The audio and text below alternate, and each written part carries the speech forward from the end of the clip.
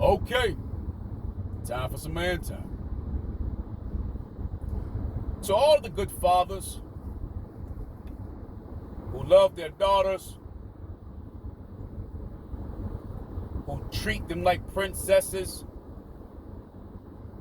who believes that it's their job to defend, provide, protect, who love their children and their wives more than they love their legacy, what's right, and their purpose, more than they love their last name. I have a message for you. I have a revelation for you. I have a prophecy for you.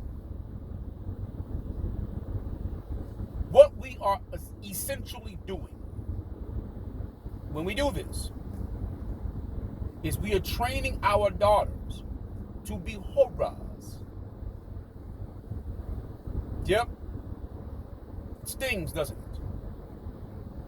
You're teaching your daughter that her job for you is to make you happy by doing what you ask her to do, and that it's your job to be happy if she's happy. Unbeknownst to you, that what you're doing is training her to be a taker and a receiver, but not a giver. After all, if your daughter only has to give you hugs and kisses for you to be happy, what is the adult version of a hug and a kiss? I'll wait. If your daughter only has to give you hugs and kisses when you do things for her, what is the adult equivalent of that? To that. From that.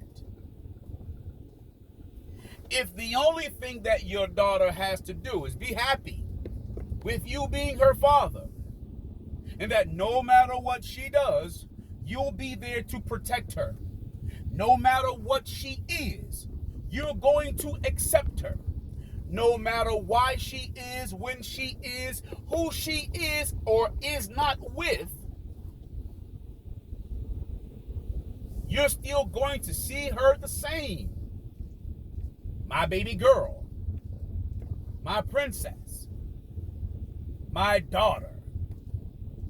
She can lose no cool points with you, even when she is not a good person, even when she is not a good human being. All she has to do, and as long as she is your daughter, your role for her will remain the same. What do you think she's going to do when she becomes a woman? She's going to expect a man to do the same thing. She's going to expect her man to then cater to her feelings, and all she has to do is give him the adult equivalent to a hug and a kiss, which is a suck and a fuck. I know. It's crazy, isn't it? Horas. You see, the reason we as fathers give is not because we're fathers. Our children are our decisions. And if our children are our decisions, then we give so that we can teach them to give, not so that we can teach them to receive. But we have for so many years been lowered primarily, but reared primarily by our mothers, to please our mothers as sons. Son and man are the very opposite. Son is a natural male who has no information that can mold him and build him into a man. He is an immature male. Man, however, is supposed to be a natural male that has accumulated knowledge and skills and matured into a man, which is no longer a boy. Your body grows and your mind is supposed to grow. But if your body grows and your mind doesn't grow, it stays the same. You keep repeating the same holidays, same traditions, same cultural norms, same family traditions.